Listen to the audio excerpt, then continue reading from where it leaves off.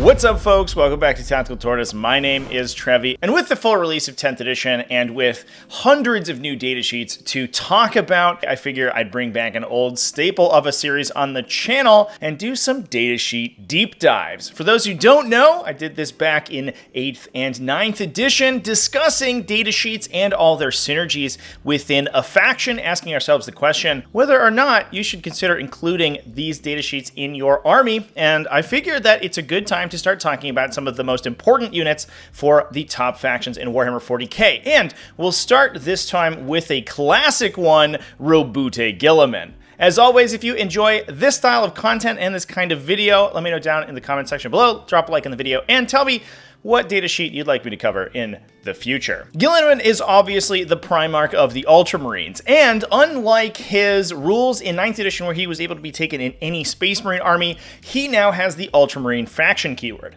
For those who don't know how this works, Space Marine players can, when they construct an army, choose both the Adeptus Astartes army keyword, which unlocks the use of all Space Marine units to play in their army, but then they can also choose a chapter keyword. Their chapter keyword is exclusive, so if a unit has a different chapter keyword, they can only include units of the keyword they selected. So in this case, Guilliman can only be included in armies that use the Ultramarines keyword, which fortunately for him has the widest breadth of characters and special units within the Codex compliant chapters. And Ultramarines is probably going to be one of the most common played chapters in the Space Marine faction. Now, what exactly does Guilliman bring to the table? He has an impressive top line stat line, especially for a single entity character. He is relatively fast with an 8-inch movement, although he does have the monster keyword, so he can't go through ruined terrain, which is a little bit unfortunate for him. He's toughness 9 with a 2+ save and 4+ invulnerable save, as well as 10 wounds.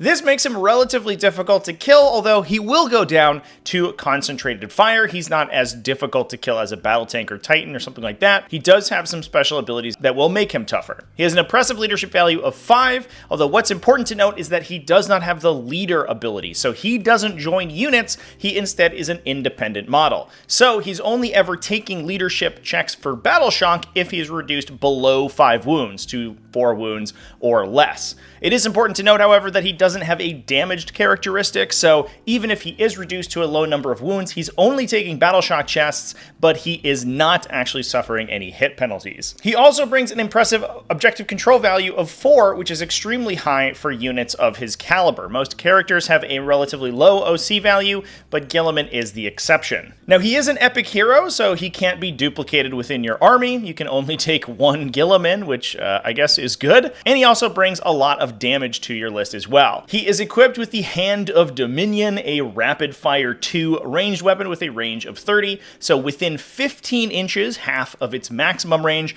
it's going to be firing 4 shots. Otherwise, out to 30 inches, it is only firing those base 2. It does hit on 2s at strength 6 AP 2 for 2 damage, which, while not an impressive range profile, does give him something to do and is pretty good at chipping off enemy medium infantry like opposing Space Marines. In melee, however, Guilliman is an absolute powerhouse, and really what he's going to be doing for the most of the game is supporting your army and maneuvering up the table so that in turn 3 onwards, he can dominate the center of the battlefield with his survivability, his high OC value, and this incredible melee profile. He can either punch with the Hand of Dominion, a 7 attack, 2+ weapon skill, strength 14 AP 4 damage, lethal hitting melee weapon, or slash with the Emperor's Sword, attacking 14 times at weapon skill 2, strength 8 AP 3 for 2 damage, but the devastating wounds characteristic. Now, we should keep in mind that Guilliman is going to be affected by Oath of Moment,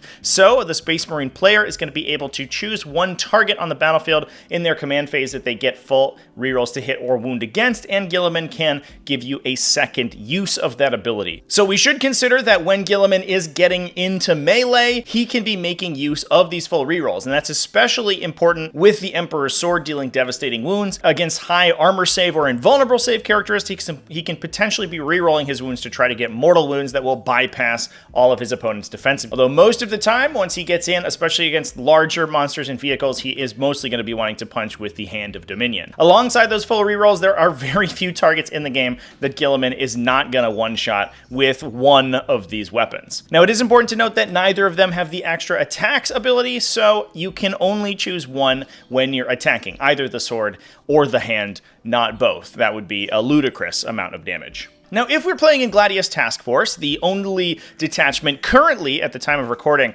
available for Space Marines, there are some ways that we can actually improve Guilliman's output. He can fight on death using Only in Death Does Duty End, although it is important that that is triggered after he has been selected as a target, so you don't know whether he's going to be killed from that attack or not when you use the stratagem. He can also use Honor the Chapter, giving him the Lance ability, and if he's in Assault Doctrine, improving his armor penetration characteristic by 1. Assault Doctrine is available to him both from the Doctrine selection that a Gladius Task Force player has in their command phase, but also through the Adaptive Strategy stratagem, which can flip him into Assault Doctrine and then unlock that additional AP bonus from Honor the Chapter. And with that Lance ability granting +1 to wound on the charge, this means that alongside Oaths of Moment, or the potential double effective Oaths of Moment that Roboute Guilliman unlocks that we'll talk about later, he wounds basically the entire game on 2s and 3s, potentially with full rerolls and AP 5 with his Power Fist. So there are basically nothing that's not affected by very powerful invulnerable saves or extremely strong defensive mechanics that are actually going to survive hits from this guy. Just for lulz, I did the math, and it turns out that if you target an Imperial Knight with a 6+, Feel No Pain, with Oaths of Moment, charge it with Guilliman, punch it with the Hand of Dominion, and Honor the Chapter on himself, he does just over 22 damage to it. So this dude should just about one-shot a knight when all his buffs are active. Guilliman is basically a one-man army when it comes to cleaning up the board in melee. He just has to get there. And fortunately, he is able to get there thanks to his Ultramarines Bodyguard ability. While he's within 3 inches of one or more friendly Adeptus Astartes infantry units, he gains Lone Operative, making it so that enemy models outside 12 inches cannot target him with ranged attacks. And what you can do with this is combine it with a unit that already has a Lone Operative style mechanic, whether this is a character like a Tech Marine or a Phobos Lieutenant that has Lone Operative baked in or gains it from a nearby vehicle, or a unit like Scout Snipers that can't be targeted by enemy ranged attacks to begin with. This means that Guilliman has basically nothing to fear moving up the table, and unlike many units in 10th edition, he can deploy as long as he's protected by these bodyguards out in the open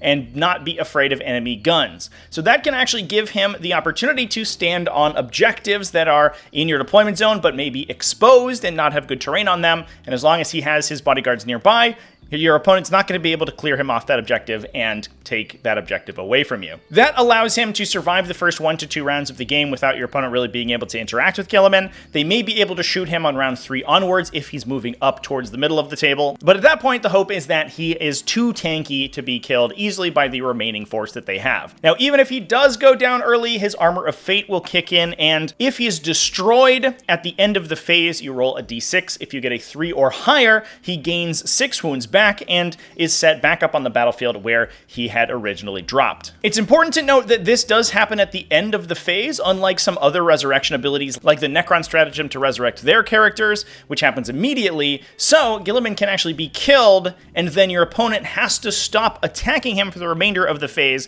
They don't even know if he's still going to be alive when it comes to the end of the phase, so they can't make decisions based on that knowledge. Now, the one downside of this is it is a random dice roll, and you have no way to manipulate this. You can't command reroll it. There's really nothing you can do if you roll that 1 or 2. But for the most part, it's going to be a bonus if he gets to revive. It makes your opponent less incentivized to overextend to try to kill him, since you could just roll the 3+ and get him back anyway. And it means that your opponent can't really plan around him being permanently dead, even if they push super hard to kill him. In terms of Guilliman's support abilities, the way he is buffing your army is with his Author of the Codex ability. And all of the Primarchs or Primarch level characters players in 40k have an ability like this. Guilliman specifically triggers in your command phase, so this is the first step of your command phase before you move to rolling battle shock tests, which is important for the first mode of the aura, and it has one of 3 modes that you choose to come into effect until your next command phase, when you'll then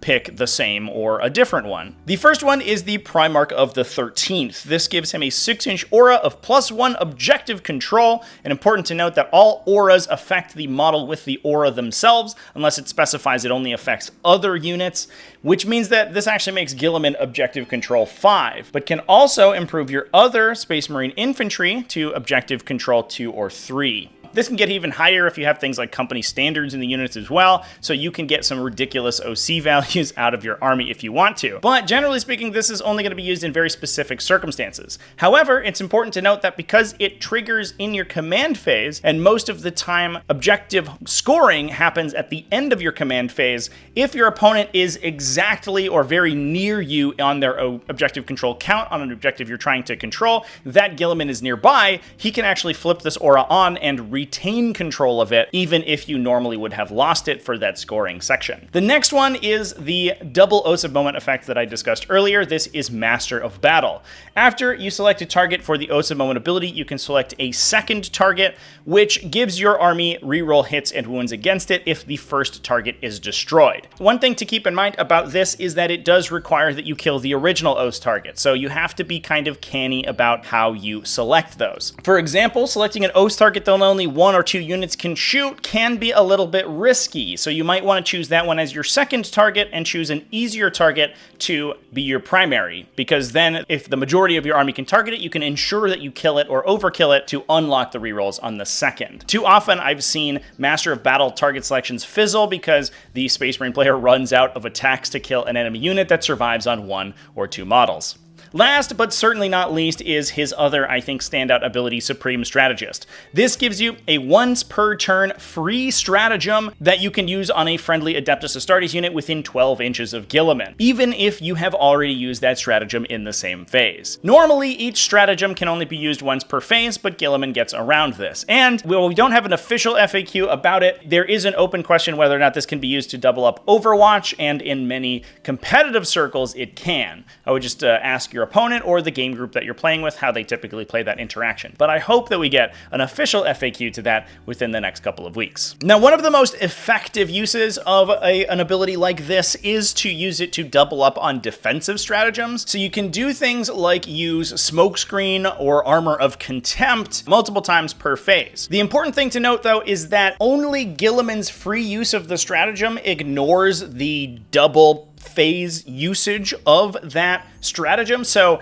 you can't, for example, use Guilliman's free stratagem to use Armor of Contempt or a similar defensive strat in response to one enemy unit shooting, then pay a command point to use it again against another unit. You have to pay the command point first if you want to use the same stratagem twice. It's also important to remember that Supreme Strategist, that you can only ignore the multi-use restriction on stratagems if they have targeted another unit previously. So you can't double up the effect of a stratagem on a single unit over the course of one phase. That said, this is still incredibly powerful, if only for the incredible command point efficiency it grants you. You're basically going to be using it to get one free defensive stratagem every single turn. The Gladius Task Force Detachment has plenty of these. I mentioned Armor of Contempt, Only in Death Does Duty End, and Squad Tactics can all be used reactively. You also have stratagems like Go to Ground, Heroic Intervention, Counter Offensive, and Smokescreen from the core book as well. And then you can also use it to affect your offense with stratagems like Storm of Fire or Honor the Chapter when going in on your opponent. So this is basically going to print you a minimum of 2 command points each battle round that it's active, and will oftentimes get you more if you can use it on more expensive stratagems. One other thing to keep in mind, though, is that the timing on the ability is pretty weird. Because you select it in your command phase, if you go second, it is not yet active during your opponent's first turn. So if you have units that are exposed and can be shot at, you actually can't use his free stratagem,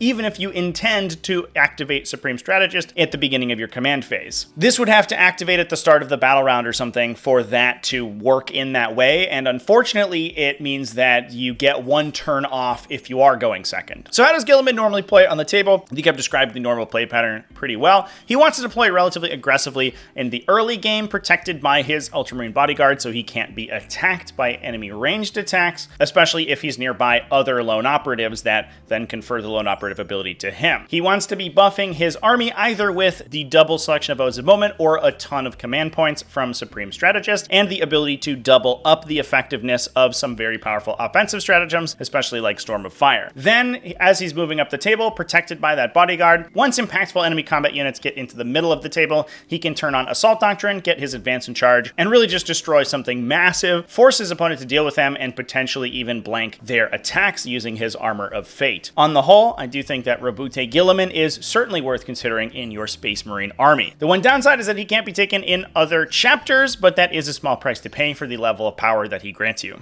And with that, that's all I have to say about Roboute Guilliman. Let me know down in the comment section what you think about this guy, and if you think there is another Primarch that you would rather have in your Space Marine army. Big thanks for watching all the way to the end of the video. Thanks as well to everybody who supports the channel, either over on Patreon at patreon.com/TacticalTortoise, YouTube channel members, and Twitch subscribers. All you people are great and I love you. Remember to keep it classy, folks, and have happy wargaming.